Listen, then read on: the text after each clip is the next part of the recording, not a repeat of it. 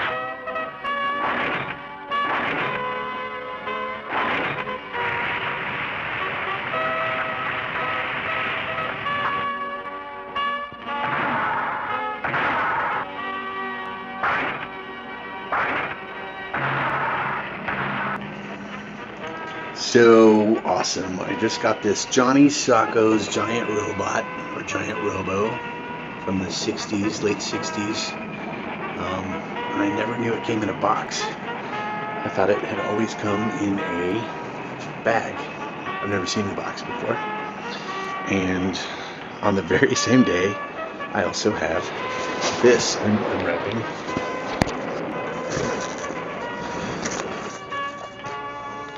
I feel like I'm unwrapping.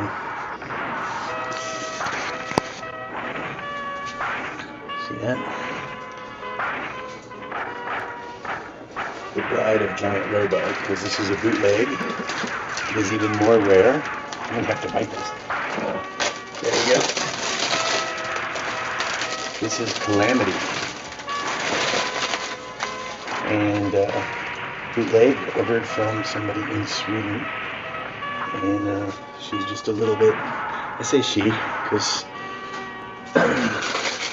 she's smaller, just by an inch, than Giant Robo. And her name is Calamity.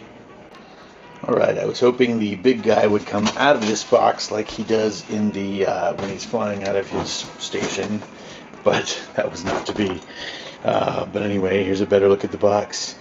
Mine has a bit of a rip in the front, which I was warned about in the eBay auction, but I mean, it's amazing that it comes in a box at all, and that it looks this good.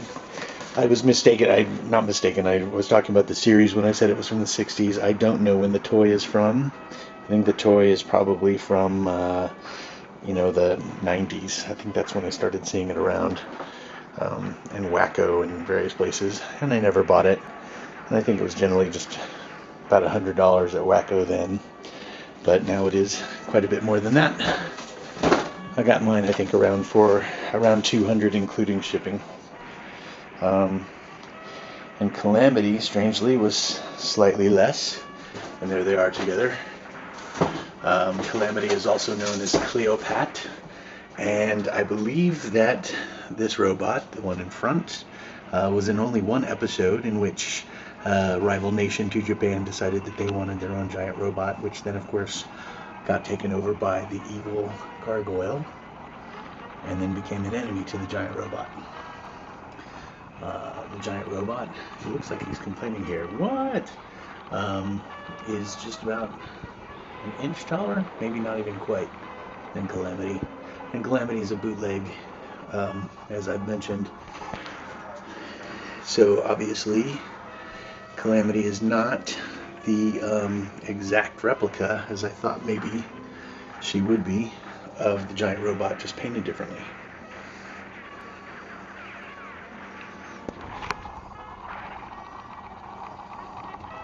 Little backside action of the twin jetpacks for both of them.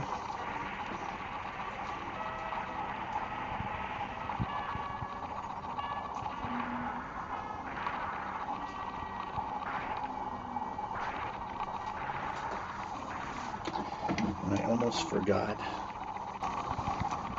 I dropped a little character that I'm going to pretend is Johnny Sokko. It's actually a Star Wars figure. Giant robot, come! So this is about how I'll display them in my office on a shelf where I have a bunch of other monsters. And of course, these are the proto-Jaegers because the story of Johnny Sokko's giant robot had aliens materializing monsters and humans coming up with robots to fight them. It really is kind of the same story as Pacific Rim. And lo and behold, here's the 18-inch Gipsy Danger. Next to this is 20 inches, and this is 21. So here's Gipsy Danger in comparison, and Gipsy, of course, stay on. Gipsy has lamps. And the robots from, and of course over here is, I don't know, some Power Ranger dragon. But Gipsy Danger, of course, is controlled by humans, but so are the robots. Johnny Sokko has a wristwatch, although Johnny Sokko, or Star Wars figure, has a wristwatch, and Giant Robot can barely do anything without being ordered to do so by Johnny Sokko. So there are differences now that I've tried to move them around. These arms are stuck in an L position, even though they do rotate at the shoulder. Both the heads rotate. The feet rotate a little bit, but the legs and hips are pretty static. So she's obviously has her arms stuck in the down position. They don't rotate at the shoulder at all. So the figures are quite different, not from the same mold at all. And there you have it. A couple pictures coming up.